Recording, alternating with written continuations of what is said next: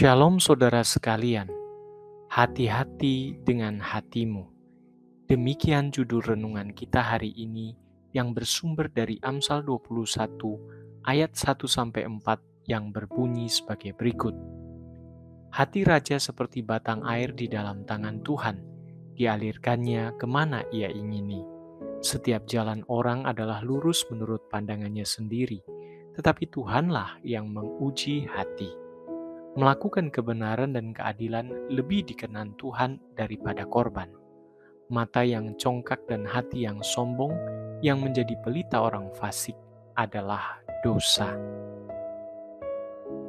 Saudaraku yang terkasih, hati-hati dengan hatimu. Mata yang congkak, hati yang sombong yang menjadi pelita orang fasik adalah dosa. Dosa telah membutakan mata rohani, yaitu hati, dan mata jasmani, sehingga kita hidup dalam sikap hati dan tindakan yang sombong. Namun, kita tidak menyadarinya. Kita merasa diri kita benar menurut pandangan kita sendiri dan mudah menghakimi atau memandang orang lain dengan begitu rendahnya menurut pikiran dan standar kita yang berbeda dengan standar yang kita berikan bagi orang lain. Dari ketiga ayat dalam Amsal 21 ayat 1-4 ini muncul 3 kali kata hati. Hati dalam bahasa Ibrani dibaca leb, ini merupakan pusat pikiran, perasaan, kehendak atau manusia batiniah, bukan jantung atau liver atau hati secara fisik dalam tubuh jasmani kita. Hati itu yang berada dalam kontrol Tuhan, sebagaimana yang ditulis dalam Amsal 21 ayat yang pertama. Hati yang berpikir bahwa dirinya berada atau berjalan dalam jalan yang lurus atau benar. Sebagaimana tertulis dalam Amsal 21 ayat 2, hati yang memandang diri sendiri serta orang lain dengan sombong. Sebagaimana tertulis dalam Amsal 21 ayat 4. Hati demikian sesungguhnya tidak melahirkan suatu sikap dan tindakan yang benar dan adil menurut kehendak Tuhan. Sebagaimana tertulis dalam Amsal 21 ayat 3. Meski demikian, hal itu pun dalam kontrol atau kendali Tuhan. Seperti halnya hati raja atau Fir'aun Merentah atau Merneptah, anak dari Fir'aun Ramses II. Firaun yang berkuasa saat itu dalam usia 60-an tahun, yang menolak Tuhan sebab merasa dirinya setara dengan Tuhan karena gelarnya sebagai anak dewa matahari yang dihormati dan disembah bangsa Mesir. Bahkan berpikir lebih berkuasa dari Tuhan itu sendiri. Tuhan mengontrol hati Firaun yang demikian licik dan jahatnya dengan membiarkan Firaun mengeraskan hati atau pilihannya yang salah dengan tetap menentang Tuhan berulang kali, sebagaimana tertera dalam Keluaran 14 ayat 4 dan 8. Tuhan memakai tanda petik kekerasan hatinya itu untuk menunjukkan siapa sesungguhnya Tuhan atas Firaun juga Israel umatnya. Karena kebenaran keadilan Tuhan atas Firaun dan kasih karunia-Nya atas Israel umatnya.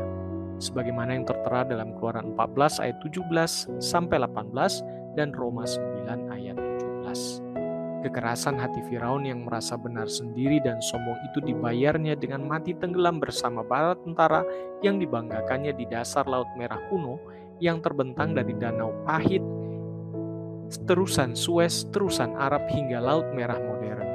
Laut itu juga yang dalam Perjanjian Lama disebut sebagai Laut Teberau, di mana rumput laut merah banyak tumbuh di dasarnya. Keluaran 15 ayat 4, Ulangan 11 ayat 4, Mazmur 106 ayat 9, dan 136 ayat 13. Namun demikian, nama Tuhan dikenal dan dimuliakan hingga hari ini, sedangkan umat Tuhan diselamatkannya. Siapakah kita, manusia sebagai individu maupun seluruhnya, sesungguhnya di hadapan Tuhan? Masihkah kita merasa atau berpikir memiliki kendali sepenuhnya atas pikiran dan perasaan serta jalan hidup kita sendiri maupun orang lain? Sehingga kita berlaku sewenang-wenang dalam menentukan benar dan salahnya, baik dan tidaknya kita atau orang lain menurut standar kita sendiri? Padahal, apa yang kita pandang benar dan adil, atau baik dan tidak baik bagi diri sendiri maupun orang lain, adalah kejahatan dan dosa di mata Tuhan yang kita lakukan terhadap diri sendiri dan atau sesama kita oleh karena kelicikan hati kita, entah kita menyadarinya atau tidak. Karena itu kita perlu meminta pertolongan Tuhan yang sanggup menyelidiki dan mengenali hati kita yang sesungguhnya dari kelicikan dan kejahatan oleh dosa yang menguasai atau mempengaruhi hati kita. Sebagaimana yang tertulis dalam Yeremia 17 ayat 9 sampai 10, Wahyu 2 ayat 23. Kita perlu memohon Tuhan yang benar, adil, dan suci itu pertolongannya untuk menyucikan, membaharui, dan menjaga hati kita dari kuasa dosa yang tidak kita sadari dapat kembali mempengaruhi hati kita. Setelah itu, sadarilah, akuilah kondisi hati kita yang sedemikian adanya itu di hadapan Tuhan.